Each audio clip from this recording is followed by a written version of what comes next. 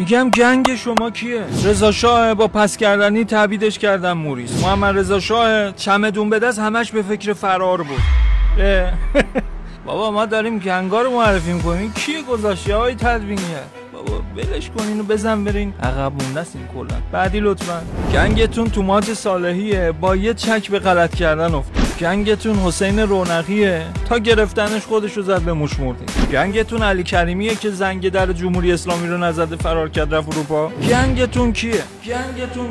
ندارید. گشتیم نبود نگرد نیست.